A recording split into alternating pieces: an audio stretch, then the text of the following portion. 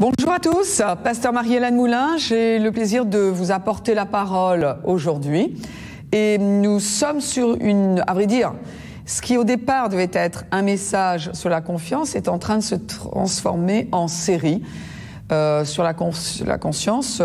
Parce qu'on a vu donc, je crois que c'est maintenant mon 4e message, nous avons vu donc ce qu'est la conscience, le rôle de la conscience. Nous avons vu également qu'il peut y avoir une conscience qui est faible. Bien sûr qu'il y a une conscience qui est bonne. Tout à l'heure, je vais en apporter la définition d'une bonne conscience. Et également, donc, nous allons voir comment une conscience peut évoluer, et pas forcément dans le bon sens. Prions d'abord. Père, dans le nom de Jésus, je te remercie parce que nous avons le privilège de nous trouver devant toi, d'apprendre de toi. Et Seigneur, tu as dit que nous connaîtrons la vérité et la vérité nous affranchira. Père, nous voulons connaître la vérité personnellement, afin, Seigneur, que nous vivions libres, mais au niveau de ta liberté à toi, celle qui a été acquise à la croix par Jésus-Christ, celle que tu appelles la liberté glorieuse des enfants de Dieu. C'est à ce niveau-là de liberté que nous voulons vivre, mais pas simplement au ciel, ça c'est d'une évidence, mais que cette liberté, Seigneur, commence dès ici-bas, aujourd'hui. Alors merci pour un esprit de sagesse et de révélation que tu nous donnes à tous. Merci pour ton onction qui est sur moi afin de transmettre ta pensée de manière à ce que tous ceux qui ont faim et soif de la vérité puissent la comprendre au nom de Jésus. Amen. Alors, j'aimerais commencer par Actes chapitre 24, verset 16. Et ici, c'est l'apôtre Paul qui parle. Et il dit, c'est pourquoi je m'efforce d'avoir constamment. Donc, c'est pas quelque chose qui était une option pour lui, ce qu'il va nous dire. Ça n'est pas non plus un sujet qu'il prend à la légère, parce qu'il dit « je m'efforce d'avoir constamment ». Donc déjà, il utilise le verbe « s'efforcer ». Cela veut dire qu'il va cibler ses efforts. C'est quelque chose qu'il va travailler sur lui-même. Et il dit « je m'efforce d'avoir constamment ».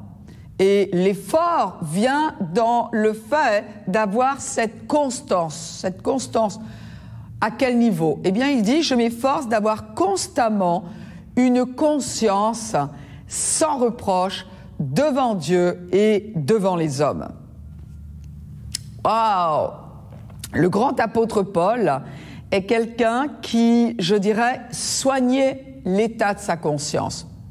Pourquoi? Parce qu'il en avait compris le rôle, il en avait compris la nécessité.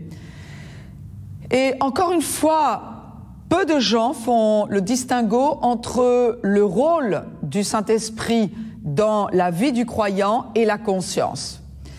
Bien évidemment, seul celui qui a accepté Jésus-Christ dans sa vie, qui a reçu cette nouvelle création de la part de Dieu quand il a reçu la vie éternelle, quand il a reçu le pardon de ses péchés, il se l'est approprié parce qu'il a compris que depuis 2000 ans, Jésus est venu pour pardonner les péchés des hommes. C'est acquis, le pardon est à la disposition de tous. En revanche, le pardon n'est pas universel, c'est-à-dire que le pardon n'est pas imposé à tous, il est offert à tous, mais on doit recevoir ce pardon.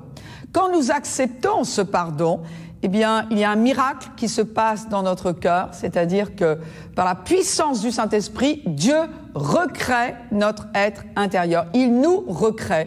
Il nous donne un cœur nouveau parce qu'il nous donne sa vie nouvelle qui s'appelle la vie éternelle. Cette qualité de Dieu, de vie qui ne se trouve qu'en Dieu. Et puis, à partir de ce moment-là, le croyant en Jésus-Christ reçoit le Saint-Esprit qui vient habiter en lui. Ça, c'est une chose. Tous les croyants, charismatiques ou pas, nous avons tous le Saint-Esprit qui habite en nous. Il a un rôle qui a à voir avec la révélation. Il a ce rôle à jouer d'enseignant, il a ce rôle de révélateur, de guide, etc. J'en parlerai ultérieurement. Mais la conscience, le chrétien garde sa conscience. Alors, la conscience, ici, l'apôtre Paul dit qu'il y fait très attention. Évidemment que, en tant que croyant, avoir une bonne conscience va contribuer à être beaucoup plus sensible, à réagir de manière beaucoup plus rapide aux injonctions du Saint-Esprit, parce que le Saint-Esprit est celui qui va nous parler aussi dans notre cœur. La conscience, qu'est-ce que c'est ? La conscience, eh bien, c'est ce système d'alarme que l'on a reçu, que tous les individus, tous les êtres humains ont. Nous avons cette capacité-là de discerner entre le bien et le mal. Cette conscience est très sensible chez un enfant. D'ailleurs, elle est beaucoup plus fiable chez un enfant qu'elle ne l'est chez un adulte. Pourquoi ? Parce que en n'obéissant pas justement à ce que la conscience appelle mal, eh bien, en n'obéissant pas à cette conscience, en enfreignant cette conscience, un adulte va voir ce GPS-là fonctionner beaucoup moins bien. On a vu la dernière fois qu'un adulte, quelqu'un peut avoir, même un croyant, peut avoir une conscience qui est faible, c'est-à-dire qu'il n'arrive pas à faire vraiment la différence entre ce qui est vraiment bien et vraiment mal. Il faut savoir que la Bible, Dieu, est le seul qui est à même de définir ce qui est bien et ce qui est mal. Quand un enfant a péché sciemment, intentionnellement, à partir de ce moment-là, la nature du péché qu'il a hérité de ses parents par le sang, cette nature du péché va se réveiller en lui et la nature du péché va le dominer. Donc ça va être beaucoup plus difficile pour lui de discerner entre le bien et le mal, parce que cette nature du péché-là, eh bien, va le pousser à faire ce qui va être en rébellion contre Dieu. Et donc, sa conscience, ce GPS, ce système d'alarme qui dit oui, ça c'est bien, oui, ça c'est mal, il va avoir beaucoup plus de difficultés je dirais, à l'apprécier, à lui obéir, puisqu'il y a cette nature du péché qui travaille parallèlement en lui. Bien évidemment, eh bien, on peut être délivré de cette nature du péché qui nous amène à commettre, à choisir de pécher. Et cette délivrance nous vient quand Dieu retire cette nature du péché qui est en nous et qu'il met à la place par un acte de recréation. Il met la vie éternelle en nous. À partir de ce moment-là, en Jésus-Christ, les choses changent. Néanmoins, eh bien, quelqu'un qui n'a pas la connaissance biblique de ce que Dieu appelle bien et de ce que Dieu appelle mal, eh bien, à cause de son éducation, ce chrétien nouveau-né va avoir des difficultés à discerner ce qui est bien et ce qui est mal concernant les choses qui ne sont pas clairement définies dans la parole de Dieu. Par exemple, la dernière fois, je vous ai donné l'exemple qui est cité dans 1 Corinthiens 8 et Romains 14, celui par exemple du dilemme devant lequel étaient les nouveaux nés en Christ il y a 2000 ans. C'est-à-dire que il y avait tous ces temples-là qui étaient dédiés à différents dieux gréco-romains. Et donc les gens offraient des sacrifices à ces dieux. Et puis une fois que les sacrifices étaient faits, eh bien la viande se retrouvait vendue à très bas prix sur les marchés.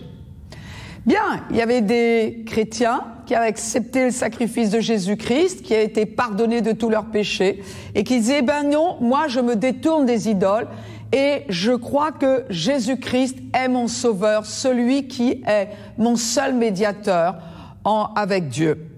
Et donc, ils devenaient des chrétiens. Et puis, quelquefois, ils voyaient d'autres chrétiens qui connaissaient le Seigneur depuis bien plus longtemps. Et ces chrétiens-là, ils les trouvaient sur le marché en train d'acheter de cette viande qui avait été sacrifiée aux idoles. Et les chrétiens qui étaient tout nouveau-nés en Christ disaient, mais comment se fait-il que toi, tu as la connaissance eh bien, tu puisses manger de la viande qui est sacrifiée aux idoles. Et là, ils étaient devant un dilemme, donc l'apôtre Paul va en parler. Et il nous dit dans 1 Corinthiens chapitre 8, verset 7, ils disent « Mais cette connaissance n'est pas chez tous ». Donc, on voit que la conscience est plus ou moins aiguisée en fonction de la connaissance que l'on a de la vérité. Donc ça peut être une bonne chose pour ceux qui disent « Moi, j'ai des difficultés à savoir si c'est ma conscience qui me guide ou si c'est plutôt ma culture. » On en parlera plus tard. Et il dit quelques-uns, d'après la manière dont ils envisagent encore l'idole, mangent de ces viandes. C'est pas le fait qu'ils mangent de ces viandes, c'est comme étant sacrifiés aux idoles. Et leur conscience qui est faible en est souillée. Donc, ici, l'apôtre Paul dit, bien oui, il y a des chrétiens qui ont la conscience qui est faible parce qu'ils ne sont pas, ils manquent de connaissances. Et ici, la connaissance, c'était que quoi? Bien, c'était que ces nouveau-nés chrétiens, s'ils achetaient de la viande qui venait du marché, de ce marché-là, eh bien, ils étaient troublés, ils étaient vacillants. Pourquoi? Parce que pour eux, cette viande était consacrée aux idoles. Tandis qu'il y avait ce chrétien-là, beaucoup plus mûr, qui avait plus de connaissances, mais peut-être pas encore suffisamment de moyens, ou peut-être parce que de moyens financiers pour acheter de la viande ailleurs, de la viande donc plus chère, ou peut-être parce que ce marché se trouvait juste à côté de chez lui. Ce chrétien qui avait plus de connaissances allait au marché et il achetait de la viande. Pourquoi? Parce qu'il avait plus de connaissances. Alors ça semble complètement invraisemblable. Quelle connaissance? Que les idoles n'existent pas. Donc on ne peut pas manger de la viande sacrifiée aux idoles, puisque les idoles n'existent pas. La Bible dit qu'il y a un seul Dieu, qui est révélé en Jésus-Christ. Un seul Dieu. Donc pour ce chrétien plus mature, ça n'était pas de la viande sacrifiée, il s'en moquait, c'était de la viande. Et comme l'apôtre Paul l'avait appris à Timothée, tout simplement bénissez. Bénissez ce que vous mangez et tout va bien. En revanche, pour ce chrétien nouveau-né, pour lui, c'était encore sacrifié aux idoles. Et donc sa conscience était faible, il n'avait pas encore suffisamment de connaissances. Aujourd'hui, je vais vous donner un autre exemple. Il y a de la viande qui est sacrifiée à une idole, c'est la viande, je le dis avec beaucoup de respect et pour ceux qui nous écouteraient, qui sont musulmans, mais la viande dite halal est une viande qui est consacrée à Allah par Mahomet. Et cette viande-là, alors il y a des chrétiens qui mangent cette viande parce qu'ils disent « moi j'en ai rien à faire » parce que pour moi, eh bien, il y a un seul Dieu qui est révélé en Jésus-Christ, donc il n'y a pas d'idole, il n'y a pas d'autre Dieu. Et puis il y en a d'autres qui diront « eh bien, moi je ne la mange pas parce que peut-être que j'étais musulman et ça me ramène à cela, donc je ne peux pas. » Et c'est OK, c'est tout à fait OK. Et puis il y en a d'autres qui vont dire, eh bien non, la manière de saigner les animaux, moi je peux pas la manger comme cela. Il y a une autre manière de consommer de la viande sans que les animaux en souffrent. Donc il y a toutes sortes de choses, mais en tout cas, il y a une histoire de conscience. Oh, c'est extrêmement important, parce que la Bible nous dit que si nous ne faisons pas quelque chose par conviction, nous péchons. Et aussi la Bible nous dit, c'est pour cela qu'on ne peut pas juger celui qui va manger cette viande-là ou celui qui ne va pas la manger. L'essentiel pour Dieu, c'est qu'il le fasse par conviction. Et pour celui qui le ferait, qui s'abstiendrait de manger quelque chose ou qui au contraire mangerait quelque chose parce qu'il a une conscience faible, eh bien un peu plus de connaissance réglera ce problème. En tout cas, il est important que chacun de nous sachions que nous avons cette alarme. C'est un petit peu comme par exemple, vous savez, sur pratiquement tous les véhicules aujourd'hui, quand on fait une marche arrière, eh bien, on a une alarme qui commence à résonner et qui résonne de plus en plus fort, qui sonne de plus en plus fort au fur et à mesure qu'on approche l'obstacle. Et c'est exactement pareil. Quand, par exemple, il y a quelque chose que Dieu définit comme étant mal, eh bien, plus on est sur le point, plus on y pense, ou plus on est sur le point de le faire ou de le dire, ou alors de ne pas faire le bien, puisqu'il y a aussi cette forme de péché, plus l'alarme en nous va sonner bip, bip, bip, non, mal. Et à un moment, il y a le choix qui va arrêter cela, si on obéit à cette conscience ou pas. Et c'est très, très efficace, à vrai dire. Vous savez, c'est horrible d'entendre des messages par lesquels les chrétiens sont matraqués dans leur conscience. Comme si la conscience face à la vérité ne se suffisait pas à elle-même. Et je regrette que dans tant d'églises, du haut du pupitre, il y ait un tel, autant de versets, autant de principes qui sont présentés comme bibliques pour corriger les gens, pour que les chrétiens cessent de pécher ou sortent du péché. Je vais vous montrer comment ça marche, la conscience. C'est très simple. Il y a peu de temps, là, je me suis dit, il faut absolument que j'aille laver ma voiture. Il avait plu. Vous savez, nous, dans le sud, nous avons parfois une pluie qui est lourde de sable, qui vient du Sahara. Ce qui veut dire qu'on peut très facilement, du jour au lendemain, se retrouver avec des voitures qui sont jaunâtres, avec cette espèce de sable. Bref, elles sont salies. Donc je me suis dit, oh là là, il faut absolument que j'aille laver ma voiture. Donc je suis allée à la station de lavage. Et puis en attendant que les rouleaux fassent leur travail, mes yeux se sont arrêtés sur, vous savez, vous regardez un petit peu n'importe quoi. Et non, je ne voulais pas utiliser ce temps-là pour consulter mes mails, d'ailleurs que je refuse de recevoir sur mon téléphone. Et je refusais aussi de me servir de mon téléphone comme passe-temps. Donc, j'ai commencé à regarder autour de moi et puis mes yeux se sont arrêtés sur une petite dame là qui était en train d'aspirer sa voiture.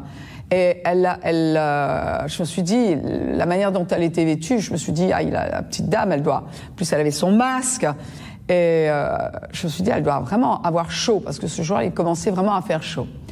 Et puis tout d'un coup, je me suis rendu compte que quelque chose bougeait derrière l'aspirateur. Je me suis dit, tiens, apparemment, il y a quelqu'un. Et puis, oui, effectivement, il y avait un monsieur qui était derrière l'aspirateur, donc une station d'aspirateur qui était quand même assez haute.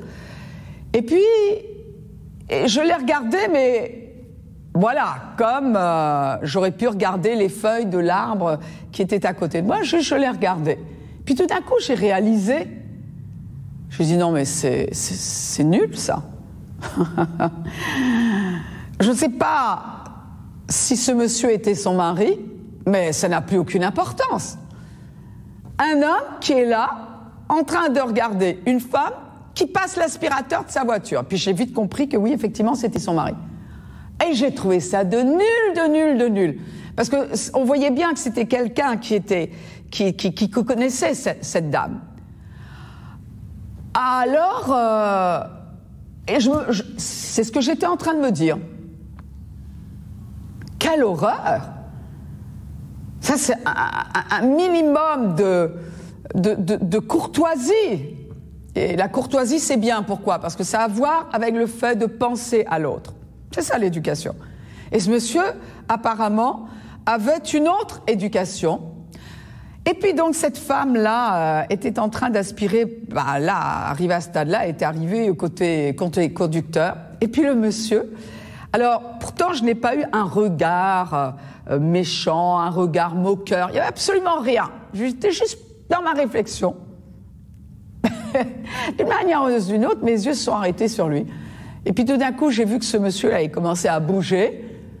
Pourquoi? Parce que sa conscience, elle bougeait. Et puis j'ai vu ce monsieur passer de l'autre côté. Alors là, il a commencé à m'intéresser, donc je l'ai regardé. Je dis pas que c'est bien, mais écoutez, c'est moi. Donc voilà. Donc, j'ai commencé à suivre des yeux, et puis j'ai vu ce monsieur-là, il passait côté passager. Et je me suis dit, tiens, elle vient d'aspirer. Et puis il a glissé la tête jusqu'aux hanches. Et puis je l'ai vu faire semblant, parce que c'était pas autre chose, faire semblant de dépoussiérer un petit peu le siège, de pousser la poussière, de regarder à droite, à gauche. Mais c'était du bluff. C'était quoi? Sa conscience. C'était pas autre chose. C'était sa conscience. Et puis je peux vous dire que là, pour moi, ça devenait presque marrant. Parce que j'avais justement ce message-là sur la conscience auquel je pensais. Je me suis dit, ça marche. Comme quoi, il ne faut pas grand-chose. Donc, messieurs, mesdames les pasteurs, inutile de matraquer le peuple de Dieu avec la culpabilité, parce que la conscience, quand elle est confrontée, elle a ce qui est juste. Et là, il eût été juste que ce monsieur-là, eh bien, passe l'aspirateur à la place de cette dame. Mais bon, sa conscience lui parlait. Mais messieurs, mesdames les pasteurs, arrêtons d'essayer de corriger les gens en les culpabilisant. Parce que ça ne marche pas. Ça les laisse dans cette conscience de « je ne fais pas ». Inutile de les garder dans cette conscience du péché. Parce qu'en essayant de leur présenter la vérité, en les culpabilisant, on les garde dans la culpabilité, c'est-à-dire dans la conscience du péché, si bien que ça fait l'effet exactement inverse de ce que l'on cherche à produire. Et au cours de messages précédents, nous avons vu que Dieu ne condamne pas, Jésus n'est pas venu pour condamner, le Saint-Esprit ne condamne pas des péchés, d'un seul péché qui est de celui de ne pas croire en Jésus-Christ. D'où la raison de prêcher la grâce, de rappeler aux chrétiens ce qui leur appartient. C'est exactement ce que fait le Saint-Esprit. Alors là, j'ai complètement dévié de mon message. Donc comment je vais faire pour revenir? Je ne sais pas. Donc cela me dit que nous allons certainement entendre au cours d'un prochain message la suite de la conscience. Mais en tout cas, je veux vous montrer quelque chose ici. Il nous est dit qu'ici, nous avons le cas d'un chrétien dont la conscience est faible, et c'est le mot asthéné, c'est-à-dire sans force. Mais cette conscience-là, elle en est souillée. Donc ça veut dire que d'une bonne conscience, on peut passer à une conscience faible, et puis d'une conscience faible, si on ne prête pas attention à certaines choses, cette conscience peut devenir souillée. Et là, c'est le mot molino en grec qui veut dire polluer, tacher, contaminer. Ça, c'est autre chose, parce qu'il y a beaucoup de choix que nous faisons dans la vie parce que nous écoutons notre conscience.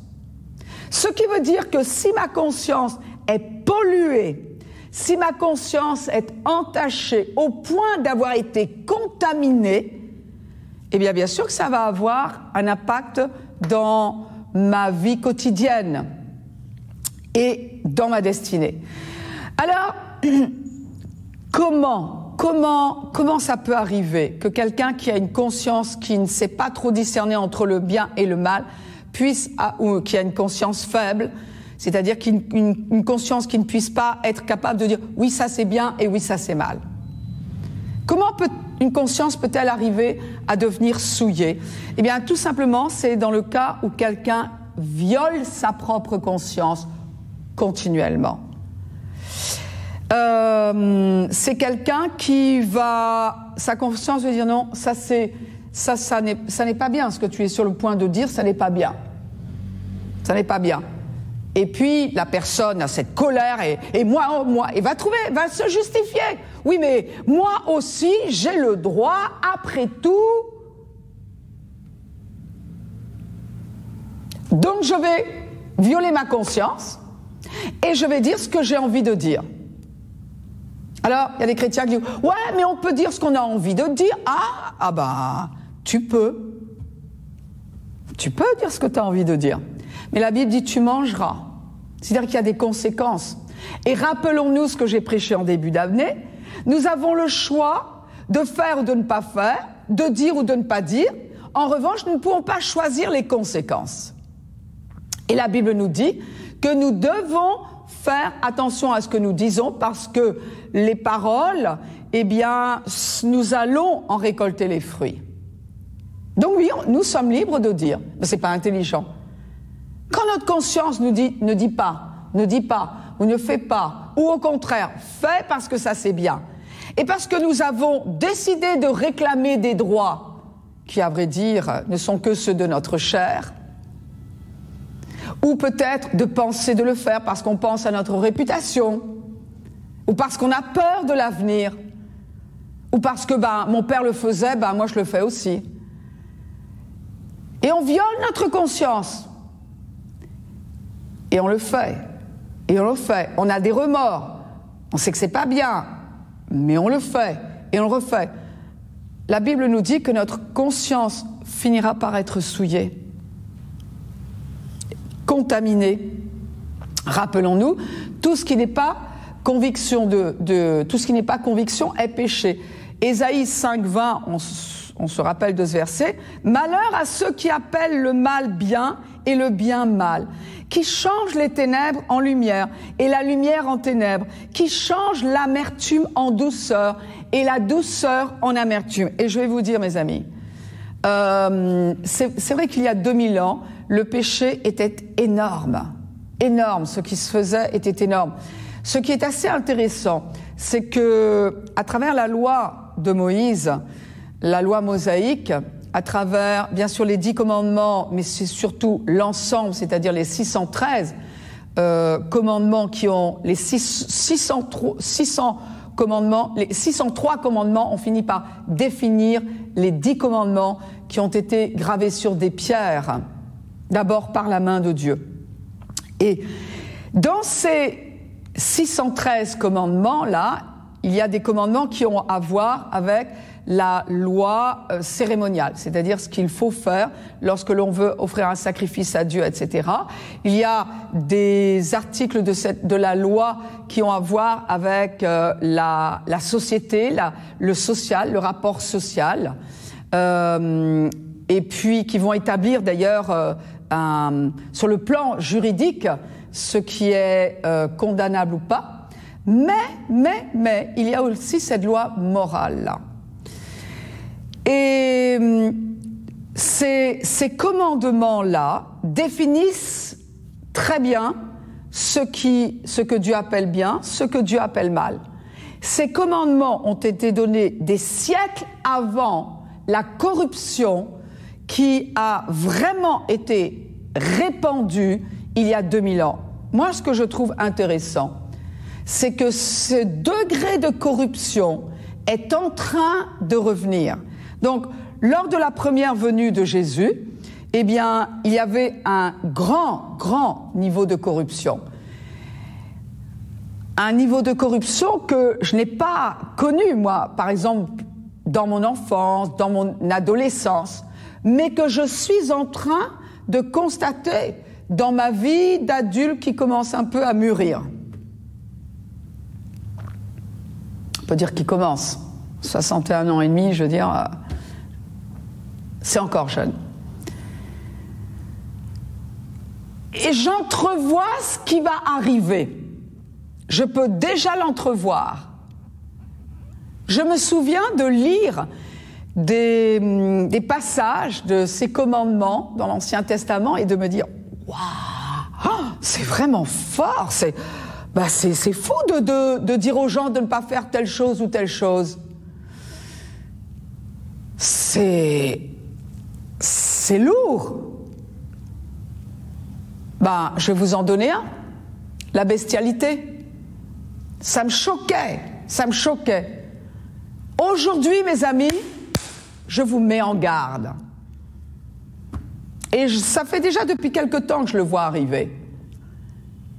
Ça va revenir. Ça va revenir.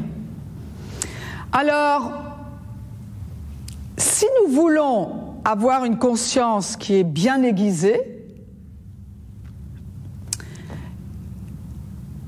vous savez pourquoi ça va revenir? Je vais vous dire. Une des raisons, c'est parce que la science est en train d'enfreindre la morale. Il y a des cellules humaines qui sont mises dans des cellules animales, évidemment qui produisent des chimères. Alors, l'espérance de vie en général est très courte, peut-être 17 jours ou peut-être quelques mois.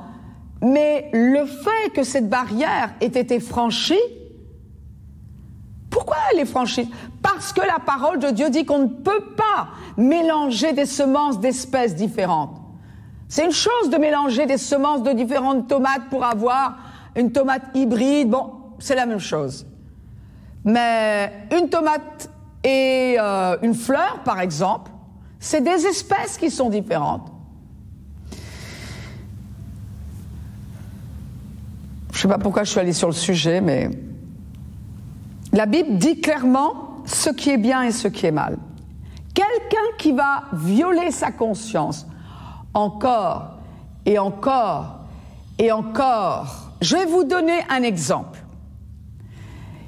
J'ai rencontré des chrétiens à qui une parole prophétique avait été donnée. Alors, vous savez, je plaide coupable, je fais partie des chrétiens charismatiques. Pentecôtistes, charismatiques, les dons de l'esprit, je les accepte et d'ailleurs je crois qu'ils sont en opération en ce moment même. Et je suis pour l'exercice des dons de l'esprit aussi bien dans une assemblée, c'est-à-dire en public, que dans notre vie privée. Et j'encourage d'ailleurs les chrétiens à les avoir dans leur vie privée. Donc je ne suis pas contre la prophétie. Mais il y a parfois des prophéties qui sont dans la catégorie du grand n'importe quoi. Et Dieu si j'en ai entendu en plus de 30 ans de ministère, et aujourd'hui j'ai suffisamment, je dirais, de connaissances et de bouteilles pour dire à quelqu'un, eh bien cette prophétie de malheur que tu viens d'adresser, c'est peut-être à toi qu'elle s'adresse, mais ça n'est pas à tout le monde. Parce qu'il y a des chrétiens qui pensent que annoncer le jugement dont ils ne comprennent rien, mais là je ne vais même pas revenir sur le sujet, ils pensent que ça fait très spirituel. Bon. Mais j'ai rencontré des chrétiens à qui une prophétie avait été donnée, et pour moi les prophéties les plus graves sont celles qui ont vraiment à voir avec des décisions qui sont très personnelles ou qui vont impliquer des directions dans la vie qui vont être dures à redresser si on se trompe, comme par exemple le fait de se marier. Il m'est arrivé de rencontrer des cas où une prophétie avait été donnée à quelqu'un, c'est-à-dire, eh bien, le Seigneur te dit que tu devrais te marier avec un tel. Mes amis, ne tombez jamais dans ce piège. Le Seigneur n'a pas besoin de vous dire sous forme de prophétie que vous devez vous marier avec un tel ou un tel. Il vous le dit dans le secret de votre cœur. Et si vous aviez des doutes, eh bien, il y aurait une confirmation ou infirmation, mais par quelqu'un de proche, quelqu'un qui vous connaît, quelqu'un qui a plus de maturité, mais en qui vous avez confiance et non pas un inconnu. Dieu n'a pas besoin de vous parler d'une décision qui est aussi importante que cela par la bouche d'un inconnu.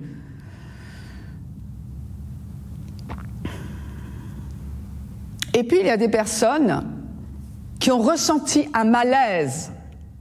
Et pas, c'est-à-dire que le cœur, la conscience ne rendait pas témoignage à cette parole qui était soi-disant dite par le Saint-Esprit. Pourquoi? Parce que ça n'était pas le Saint-Esprit qui... Le Saint-Esprit n'agit pas comme cela. Et la conscience ne rendait pas témoignage. Au contraire, la personne était dérangée, mais parce que cette personne était toute nouvelle en Christ, manquait de connaissances sur la manière dont le Saint-Esprit opère, eh bien cette personne a accepté de prendre cette parole comme étant d'origine divine. Et il est arrivé que des chrétiens naïfs, mais ce n'est pas un blâme, hein, plutôt une conséquence, se marient et fassent une grosse erreur. Alors, bien sûr que la personne qui a prononcé cette parole en portera la responsabilité devant Dieu, parce que quelquefois on a tendance à croire qu'on n'aura pas de compte à rendre pour les paroles que nous avons dites, mais oui, nous en aurons, nous les chrétiens. Mais en tout cas, cette personne a eu un feu rouge dans son cœur, mais manquant de connaissance, eh bien, a violé cette conscience. Et puis ensuite, c'est pas tout, mais cette personne, s'étant mariée à tort, a violé sa propre conscience plusieurs fois, ne serait-ce que en disant oui à la personne, ne serait-ce que en parlant avec un malaise dans le cœur à ses proches, ne serait-ce que pendant toutes ces préparatifs de la cérémonie, où je vais acheter ma robe, ou je vais acheter mon costume, je vais faire une réservation au restaurant, je lance des invitations. Pendant tout, il y avait un non. Et un non, je suis pas à l'aise, je ne suis pas à l'aise, je ne suis pas à l'aise. Et la conscience est violée, et violée, et violée. Eh bien, la Bible nous dit qu'à un moment, cette conscience sera souillée. Est-ce que le Seigneur peut rattraper un mariage comme cela? Absolument oui. Si les deux disent d'accord, écoute, on s'est trompé, mais l'amour de Dieu peut nous aider à aller au-delà et peut nous aider à nous aimer, puisque le genre d'amour qui est répandu dans nos cœurs par le Saint-Esprit, eh bien, est le genre d'amour qui fait que Dieu, le Père Jésus, nous a aimés avant même, pendant que nous étions pécheurs. Pas notre péché, mais nous. Il nous a aimés dans cet état-là. C'est-à-dire, nous étions ennemis de Dieu, la Bible nous dit. À l'époque, sans Christ, nous avions une nature qui était ennemie de celle de Dieu. Et la Bible dit que Dieu nous a aimés. Donc, même quand deux personnes se sont trompées, si elle dit, tu sais, j'ai donné ma parole, je l'ai donnée à tort, mais j'ai donné ma parole. J'ai scellé cette union-là par des vœux que j'ai prononcés. Je me suis engagée. Et parce que je suis une personne de parole, eh bien, je vais voir le salut du Seigneur parce que oui, j'ai besoin d'être sauvée et le divorce n'est pas le moyen du salut. Bien sûr que c'est tout à fait possible de le faire. Tout à fait possible. Mais ça n'est pas la solution. Il y a une autre solution. C'est de vouloir voir jusqu'où Jésus vous a racheté. La Bible dit que Jésus est même le sauveur de l'Église. Vous vous rappelez de cela, hein? Jésus est le sauveur du monde, mais il est le sauveur de l'Église. C'est-à-dire, où que nous soyons dans la vie, on peut toujours dire, Seigneur, tu as fait quelque chose pour moi qui me permet de connaître la victoire dans cette situation-là. C'est cela que cela veut dire. Et donc de dire, Seigneur, donne-moi ta grâce pour que je respecte mes vœux. Bien sûr, il faut qu'il y ait les deux.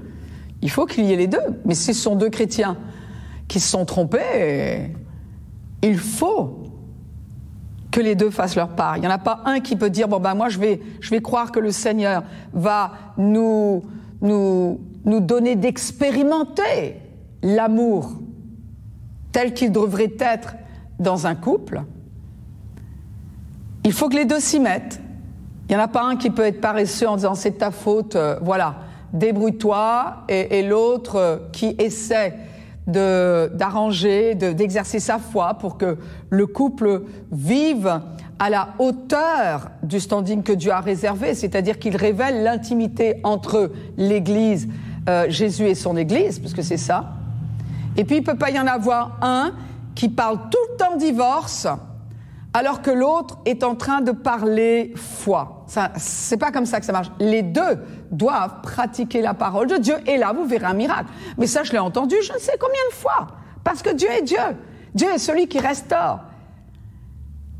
Comment se fait-il que Dieu puisse restaurer une entreprise quand un homme d'affaires, une femme d'affaires a fait une erreur, mais il met sa foi en Dieu et il pratique la parole, et Dieu peut relancer cette entreprise, et Dieu ne pourrait pas relancer un couple qui s'est trompé? Qui est Dieu? Jusqu'où Jésus est-il le Sauveur? Donc il y a de l'espoir. Mais ce qui est sûr, mais ça c'est encore autre chose, ce qui est sûr, c'est que je vais vous encourager à ne pas, au corps de Christ en général, à ne pas aller au-delà quand notre conscience nous parle. Et l'apôtre Paul nous dit, je dois fournir des efforts. Pourquoi? Parce qu'il y a tellement d'opportunités de souiller sa conscience, de la laisser se contaminer, c'est-à-dire de justifier, de trouver des excuses pour faire le mal que l'on fait, pour ne pas faire le bien que l'on fait, alors que l'on sait ce qu'il faut faire.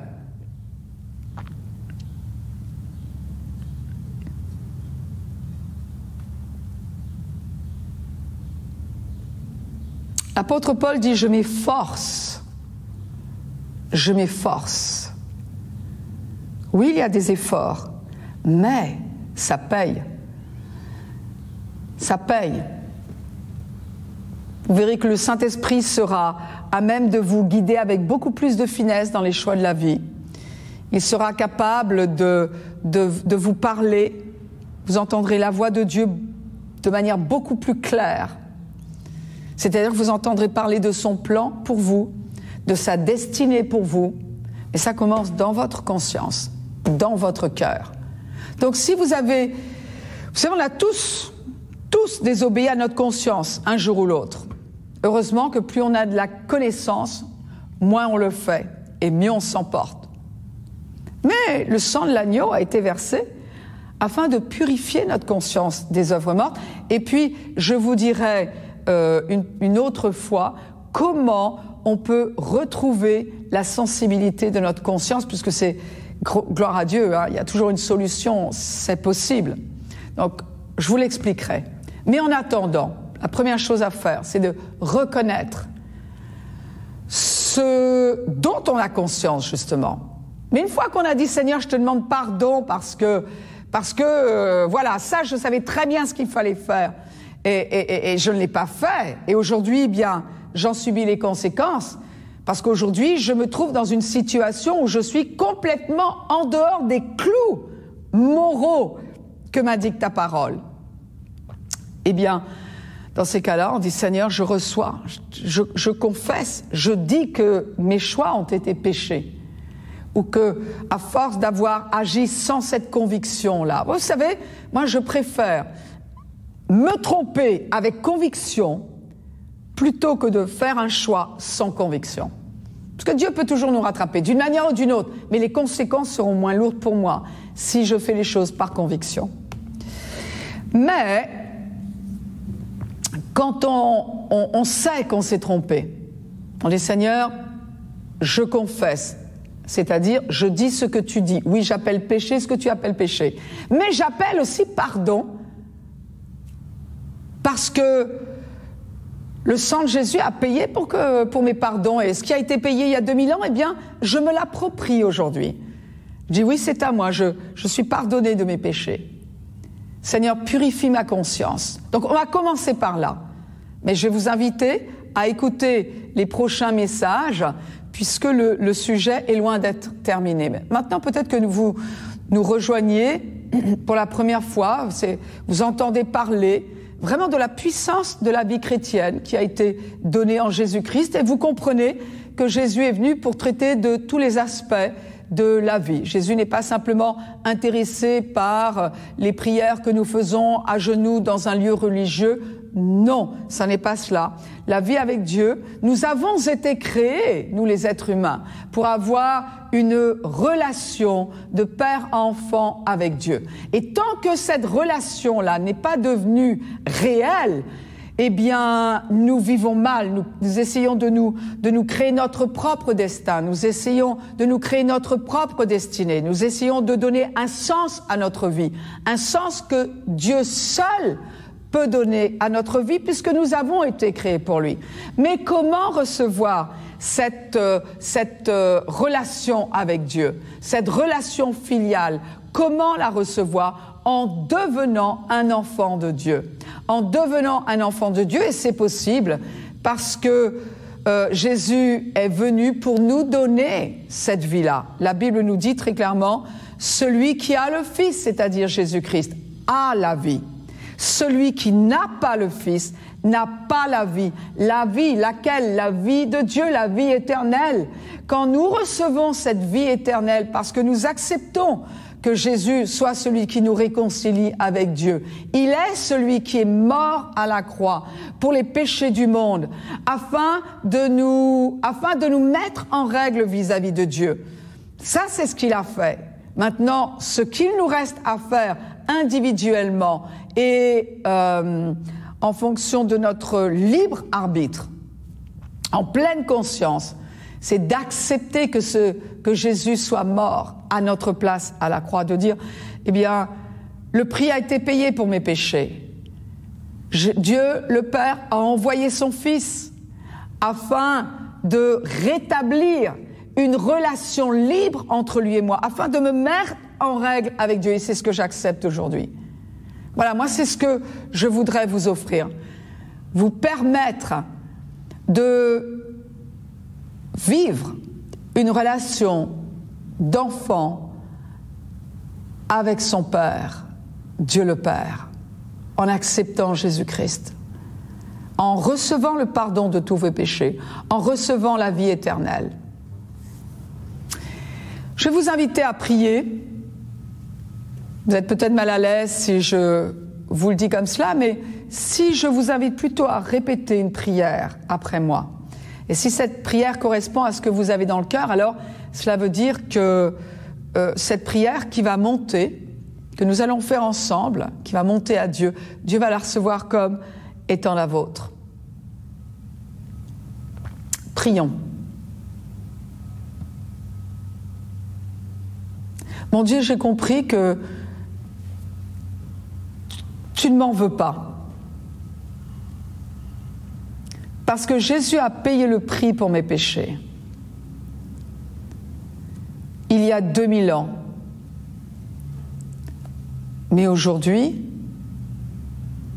je comprends que c'était pour moi, pour mes péchés, que ce prix était payé. Je te remercie, mon Dieu, d'avoir envoyé Jésus payer le prix pour mes péchés. Ce qui veut dire que je n'ai pas à payer pour mes péchés. Merci, Père, parce que je n'aurais jamais pu le faire. Je n'aurais jamais pu payer pour mes péchés. Alors j'accepte que Jésus l'ait fait pour moi. Jésus, tu es mort à ma place. Tu es allé en enfer à ma place. Mais le prix ayant été payé, tu as satisfait la justice divine. Et aujourd'hui, parce que je te reçois comme mon Sauveur et mon Seigneur, comme mon seul médiateur entre Dieu et moi, je suis en règle avec Dieu. Tu m'as mis en règle avec le Père. Je n'ai donc pas peur de m'approcher du Père. Et je reçois sa vie maintenant. Je reçois la vie éternelle qui me garantit une place auprès de Dieu pour l'éternité. Mais dès maintenant, je reçois ce miracle d'une nouvelle nature spirituelle en moi. Et cette nature fait de moi un enfant de Dieu. Mon Dieu, je te demande de te révéler à moi, parce que tu es grand et parce que je comprends déjà que tu me veux du bien. Je veux te connaître, je veux savoir qui est ce Seigneur Jésus qui m'a mise en règle avec Dieu. Amen.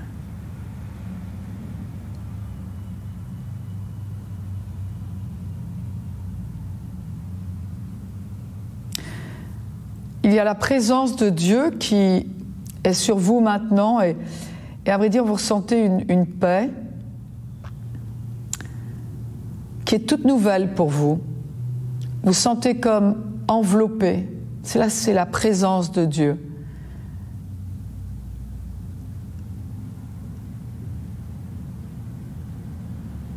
Et j'aimerais vous inviter à prendre le temps de laisser Dieu communiquer avec vous, vous guérir de vos blessures. J'aimerais vous inviter à prendre le temps de laisser Dieu vous guérir de vos maladies, parce que vous avez compris qu'il vous veut du bien.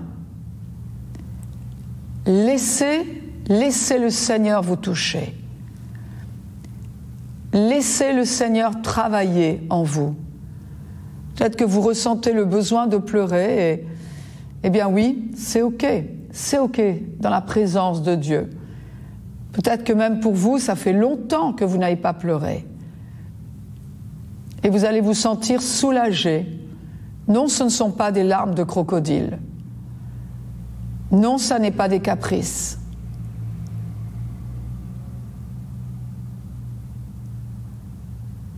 Mais c'est un soulagement d'être reconnecté.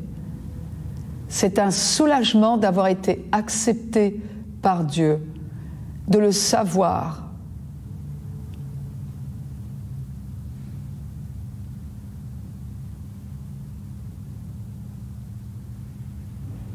Merci mon Dieu, parce que tu es grand.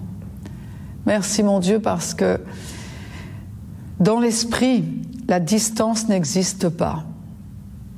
Et cette merveilleuse présence qui est très forte en ce moment même, là où je me trouve, eh bien je crois qu'elle est tout autant là où est l'auditeur, là où est l'internaute, là où est celui qui a faim et soif de la vérité.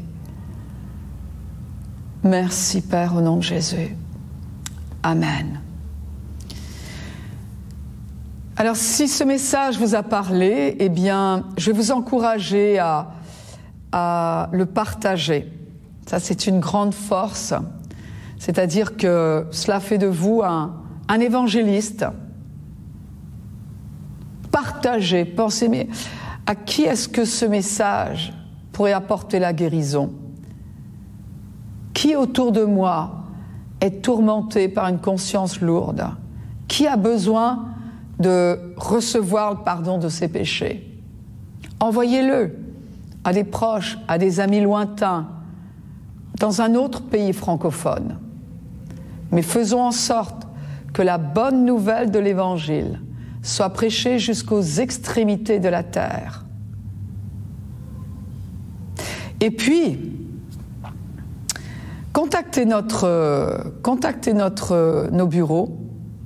Vous pouvez le faire en partageant avec nous ce que vous avez vécu à travers ce message, ce qui vous est arrivé, une guérison dans votre corps, un soulagement, la présence de Dieu de manière tangible. Faites-nous part de ce que vous avez vécu, faites-nous part de vos commentaires. Et vous pouvez le faire ou bien en chatant, là tout de suite, là, pendant que vous êtes sur Internet, ou alors écrivez à ek21.org, ek21.org. En tout cas, le sujet de la conscience n'est pas épuisé, et tant que le Saint-Esprit me donne l'onction pour le prêcher, je le ferai. Donc, une prochaine fois, vous aurez la suite. Donc, je vous dis à très bientôt. Que Dieu vous bénisse.